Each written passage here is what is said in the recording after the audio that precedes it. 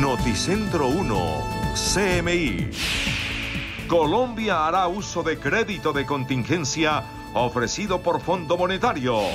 Gobierno sí está acatando fallo de la Corte, dice ministro de Defensa. Insiste en que ya pidió perdón. Tutelantes radican desacato contra ministro de Defensa y piden investigarlo por fraude procesal. 13 de octubre, debate presencial de moción de censura contra ministro de Defensa. Desastre ambiental en norte de Santander por derrame de crudo en oleoducto Caño-Limón-Coveñas. Desgarradora narración de compañero de mujer asesinada por un soldado. Me quitaron la mitad de la vida.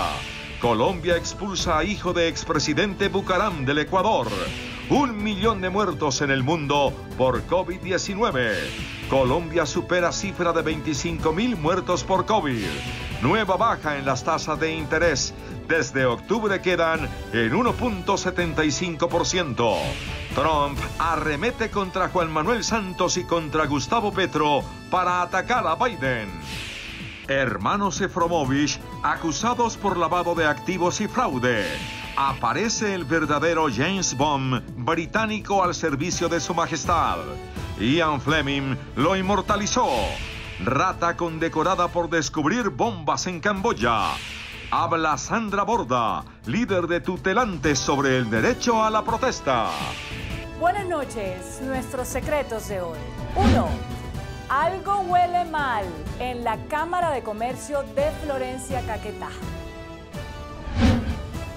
2. Fuerte llamado de atención de la Contraloría General a todos los alcaldes, gobernadores y ministros. 3. Reabre Corferias. ¿Cuál es la feria que más añoran? Lo sé, con ella reabre. Y tengo ñapa, los mejores memes de la semana. 1, 2, 3 y los mejores memes para divertirnos un rato al cierre. Con Claudia Palacios y Margarita Ortega. Buenas noches. Colombia hará uso del crédito de contingencia ofrecido por el Fondo Monetario Internacional a nuestro país. Será un desembolso de 5.300 millones de dólares para financiar las necesidades de la nación. Además, el fondo amplió esta línea especial para Colombia a 17.300 millones de dólares. En este comunicado, el Banco de la República reveló que Colombia contempla hacer uso del crédito de emergencia del Fondo Monetario Internacional. El documento señala que el gobierno está considerando desembolsar de la línea de crédito un valor hasta de 5.300 millones de dólares. Es una fuente de recursos que va a alimentar los usos que se tienen para el año, que incluyen, por ejemplo, todos los temas del Fondo de Mitigación de Emergencias, en temas muy específicos que iremos detallando en los próximos días y que daremos plena información una vez se surtan los procesos. El Fondo Monetario Internacional amplió la línea de crédito flexible para Colombia, que inicialmente estaba prevista en 10.800 millones de dólares.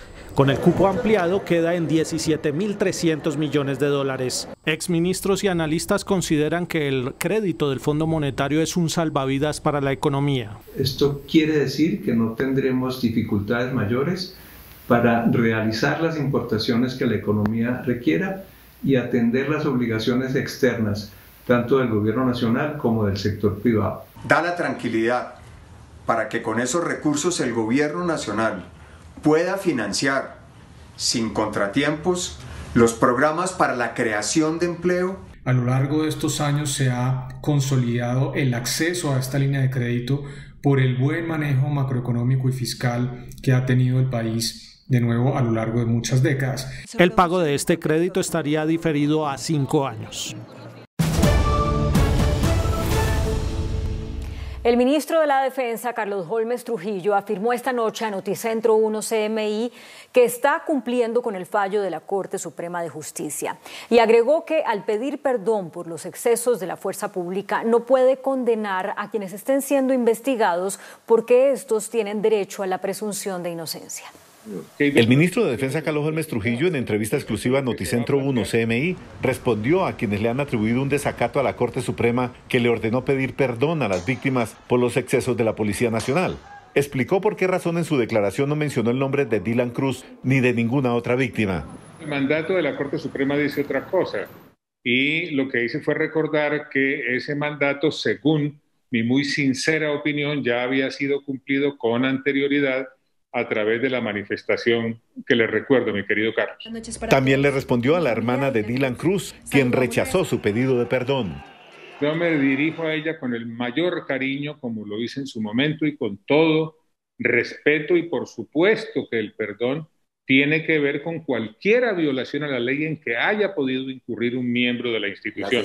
El ministro le respondió al procurador general Fernando Carrillo, quien advirtió que el gobierno no puede eludir el cumplimiento del fallo, pidiendo su revisión ante la Corte Constitucional.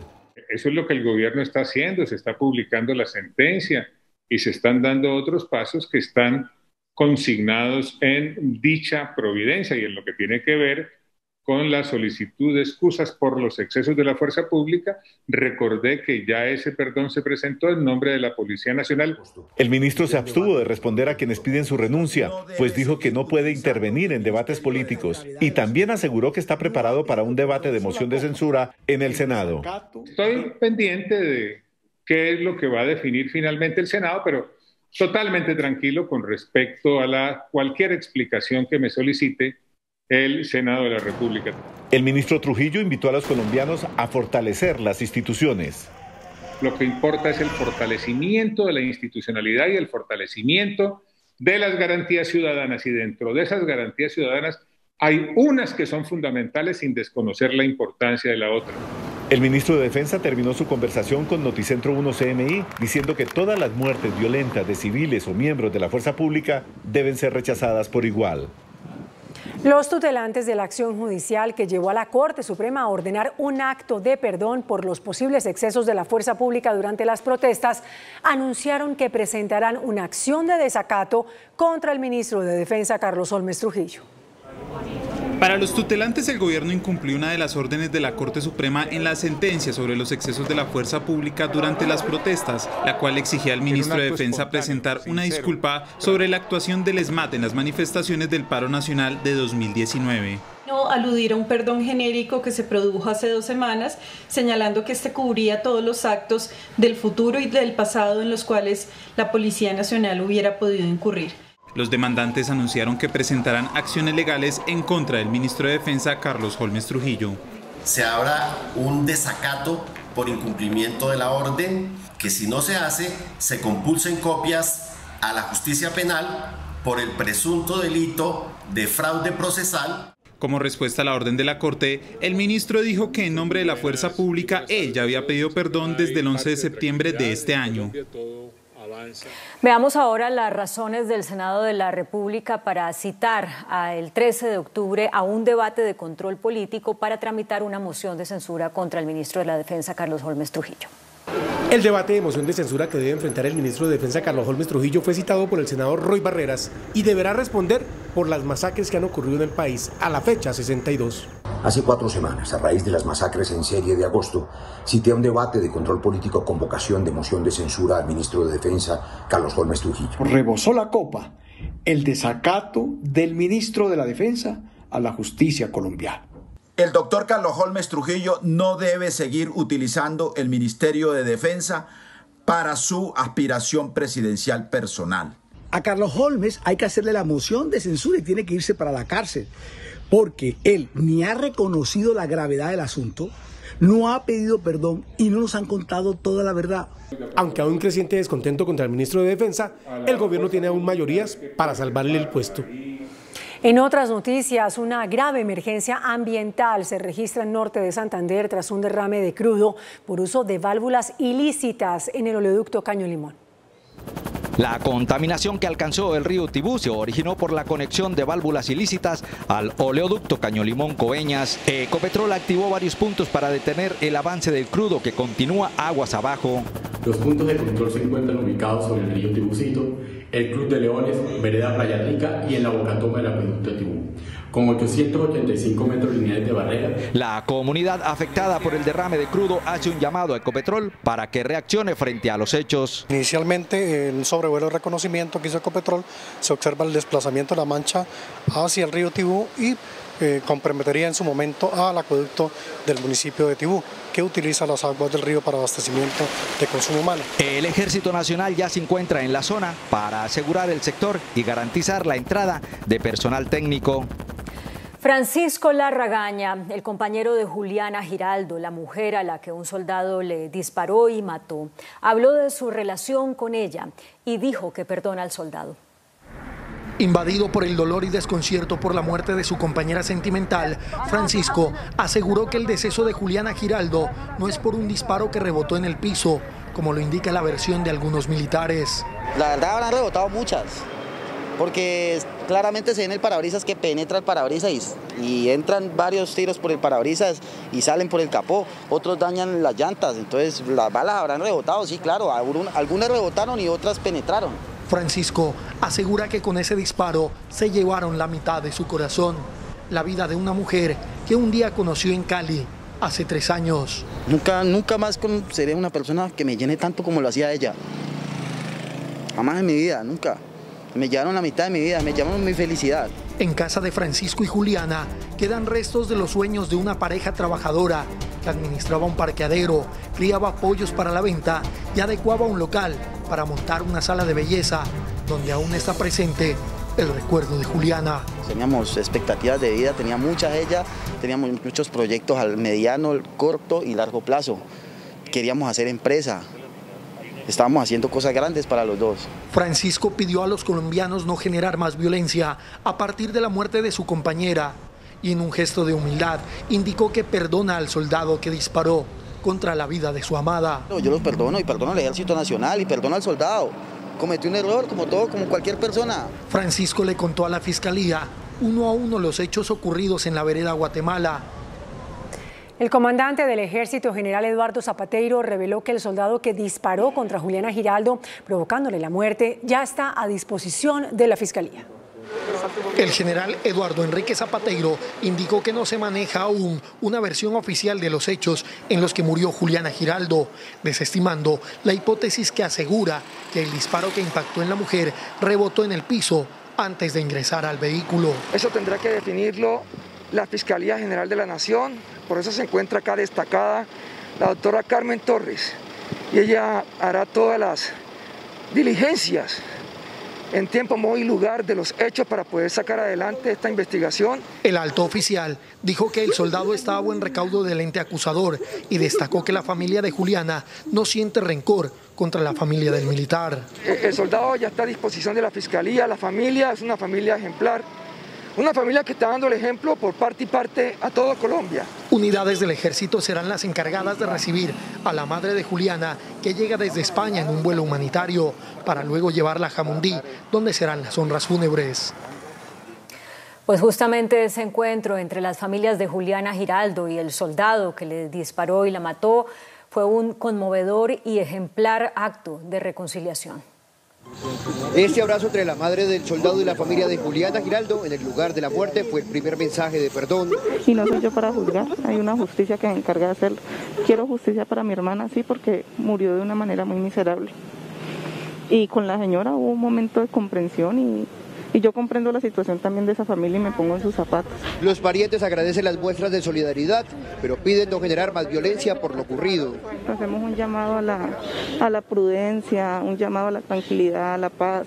No queremos que se recuerde esta tragedia de mi hermana y se recuerde con más violencia, que digan, cuando mataron a Juliana también murieron 5 o 6 en disturbios. También cuestionan el trino del Ministerio de la Defensa, exaltando a un soldado.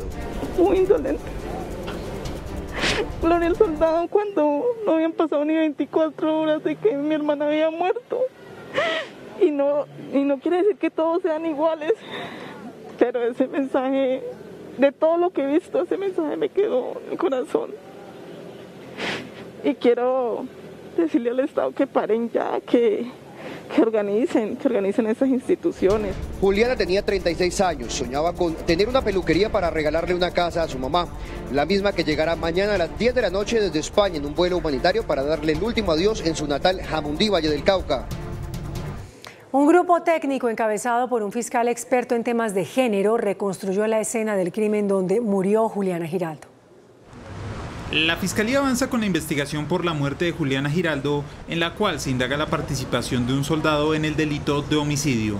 El empleo de las técnicas investigativas, criminalísticas y forenses a fin de dar resultados oportunos frente al esclarecimiento de estos hechos. Lo más importante en este momento es poder entrar a determinar si la identidad de género de Juliana fue relevante o no en la ocurrencia de los hechos. Asimismo, la Procuraduría General de la Nación también asumió la investigación en contra de los uniformados que estuvieron presentes durante el procedimiento. La Comisión Interamericana de Derechos Humanos también condenó el crimen contra Juliana Giraldo y pidió una investigación rápida por parte de las autoridades. El organismo internacional rechazó el crimen de Juliana Giraldo. La CIDH condena el asesinato de Juliana Giraldo Díaz, mujer trans, quien falleció como consecuencia de un disparo de un integrante de la Tercera División del Ejército Nacional. Por su parte, el director de Human Rights Watch criticó al gobierno por estos hechos.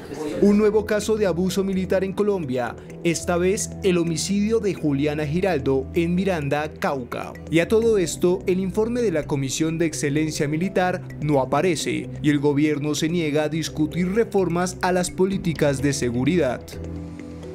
El Tribunal Administrativo de Cundinamarca ordenó al gobierno, a la Fiscalía y a la Alcaldía de Bogotá que elaboren un informe detallando los casos de posibles agresiones de la fuerza pública en contra de la ciudadanía en las manifestaciones.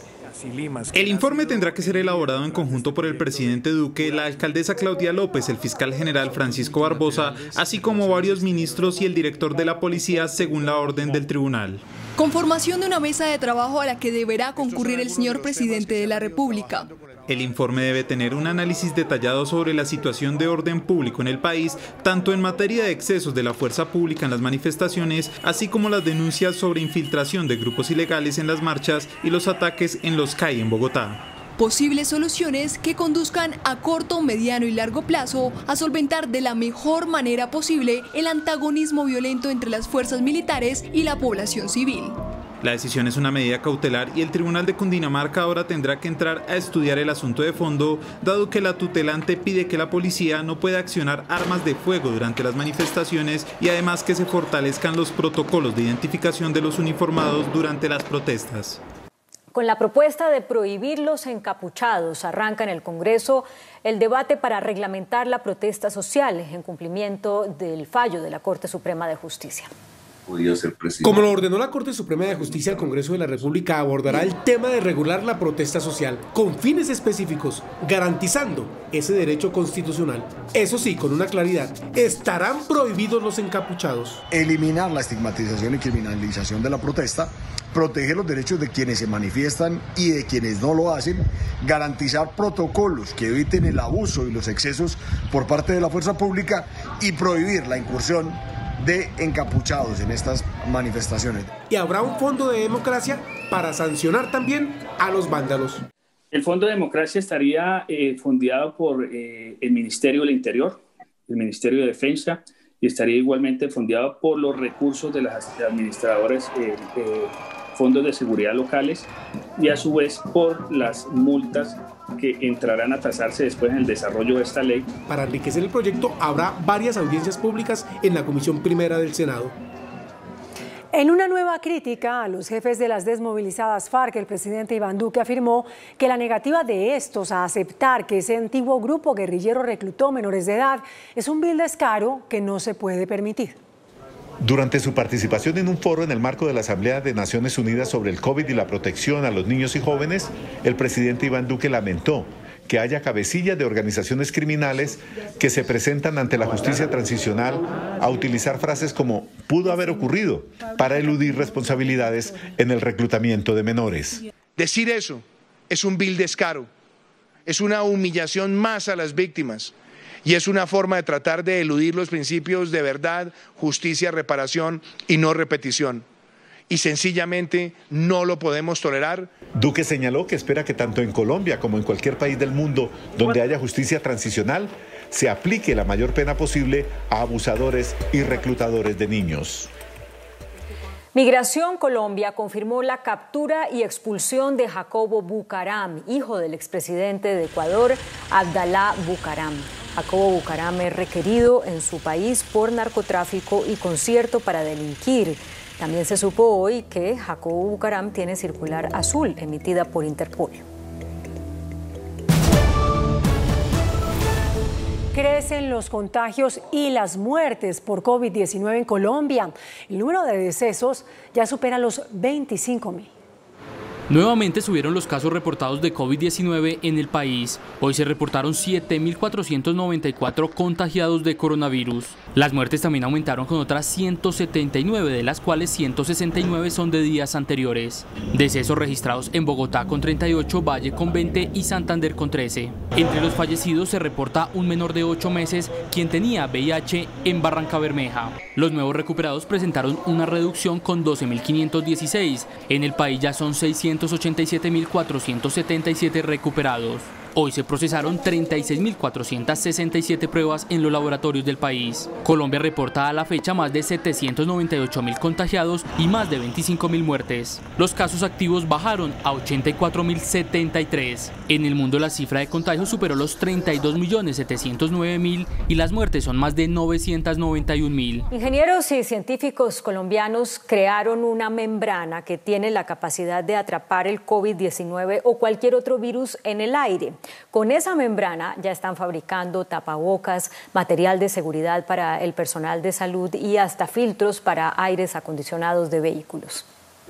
Apoyados por la Universidad de AFIT de Medellín y la financiación del Ministerio de Ciencia y Tecnología, que aportó 1.200 millones de pesos, ingenieros y personal científico colombiano lograron la producción de una nanomembrana a partir de una diminuta fibra, con la cual están produciendo material para fabricación de tapabocas y hasta de filtros de ventilación y aire acondicionado para detener la propagación del coronavirus. Es la eficiencia de filtración. Estamos en este momento con valores superiores al 98%, 99% de filtración. Además, una muy buena respirabilidad, es decir, que la capacidad que tenemos en este momento de respirar a través de estos dispositivos se va a hacer muchísimo más fácil. Y la tercera es que con el paso del tiempo, a diferencia de los tapabocas o filtros convencionales fabricados con microfibras, con el tiempo la eficiencia de filtración no se va a ver afectada. Esta nanomembrana es una nanomembrana de filtración de aire que permite purificar y que además nos va a permitir en la reactivación económica hacer otros pilotos en el que las empresas pueden usar esta nanomembrana en su sistema para proteger a sus trabajadores. El resultado es tan bueno que está siendo probado en el tranvía de Medellín y además será llevado a Estados Unidos para su estudio y aprobación de la nanofibra anti-COVID de los colombianos. Las denuncias por delitos informáticos se dispararon en los primeros 9 meses del año. Más de 28.000 personas han sido víctimas de ciberdelincuentes.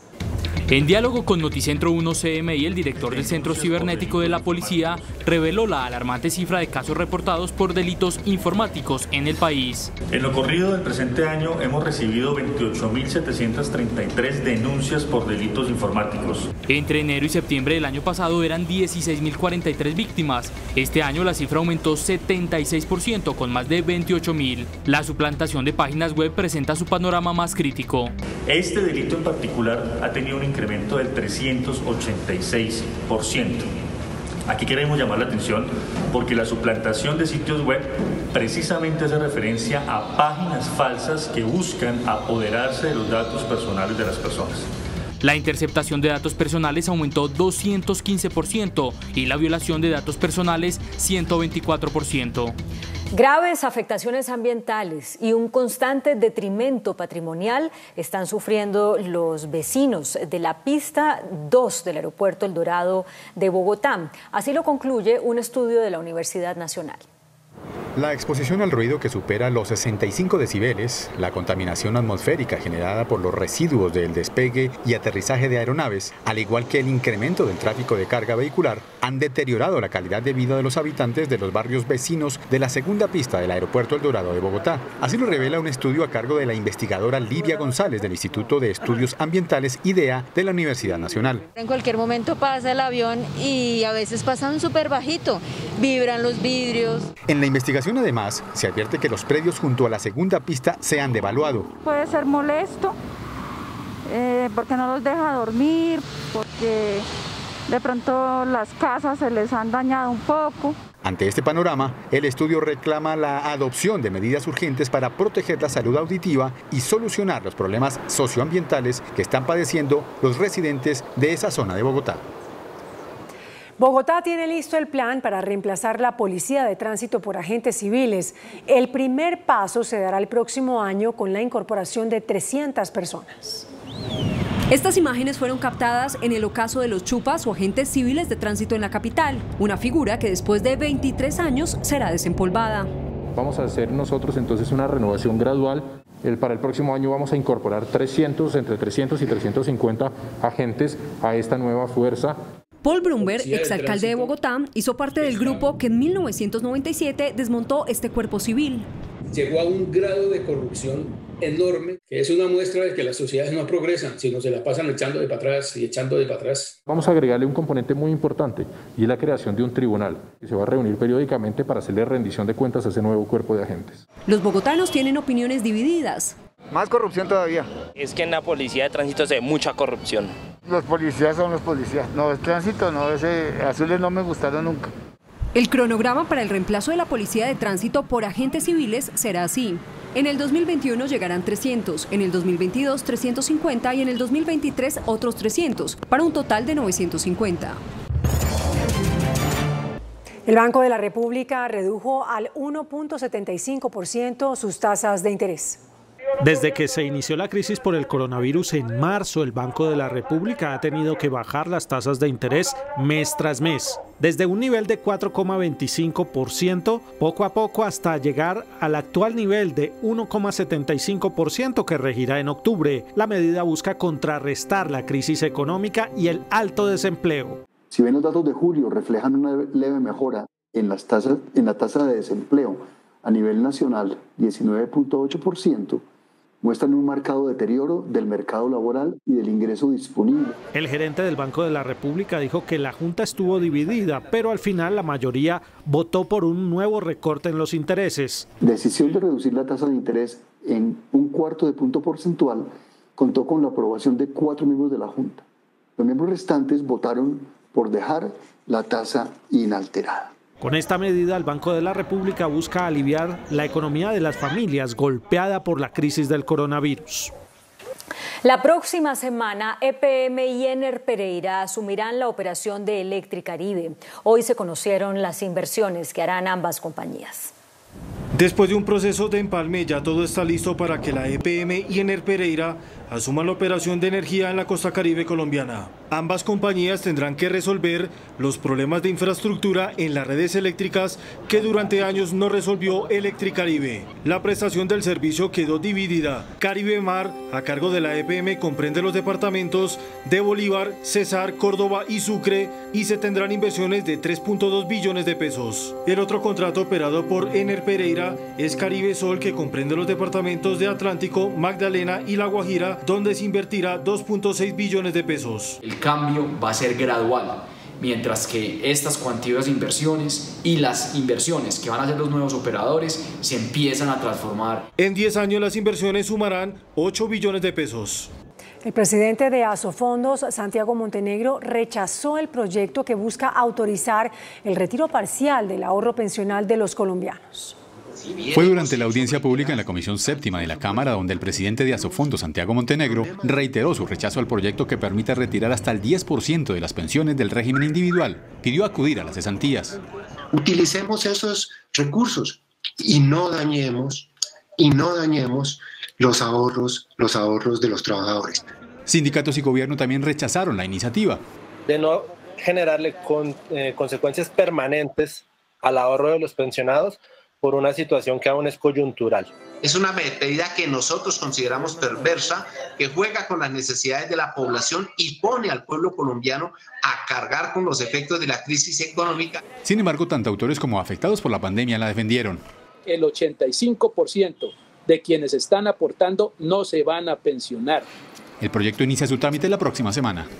El índice de capitalización de la bolsa, que mide el comportamiento de las 20 principales acciones, cerró a la baja.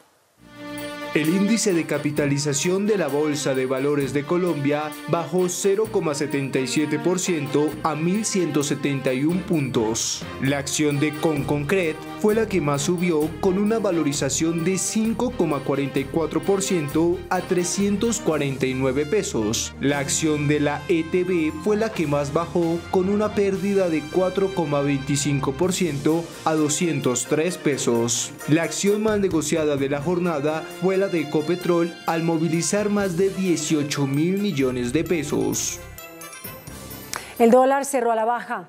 Indicadores económicos en Noticentro 1 CMI.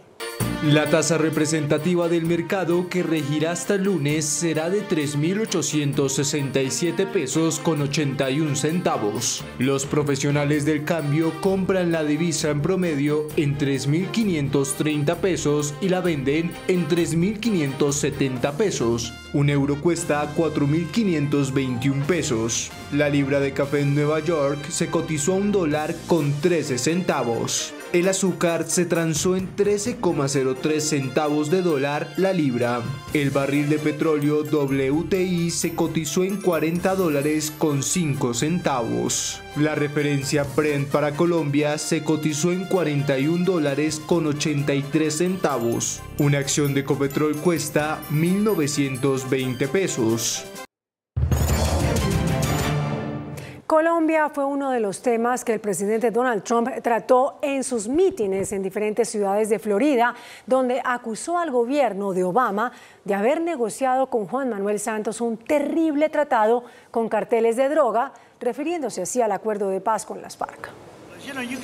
Durante uno de 2 eventos en Florida, el mandatario estadounidense Donald Trump arremetió contra el acuerdo de paz firmado por el expresidente Juan Manuel Santos y la extinta guerrilla de las FARC, y lo culpó del aumento de los cultivos ilícitos y el narcotráfico en el país. The last administration also negotiated the terrible Obama-Biden-Santos deal with Colombian drug cartels. They surrendered the narco-terrorists, they surrendered to them, and they caused illicit drug production to soar. En el otro mitin se refirió al senador Gustavo Petro como un socialista. Anybody from Colombia? Colombia? Well, you know what's going on there, right? You know what's going on there. Joe Biden even received the endorsement of Colombian socialist Gustavo Petro.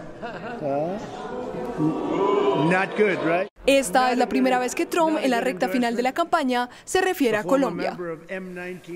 La Organización Mundial de la Salud afirmó que si el mundo no toma medidas drásticas contra el COVID-19, la cifra de muertos podría llegar a los 2 millones.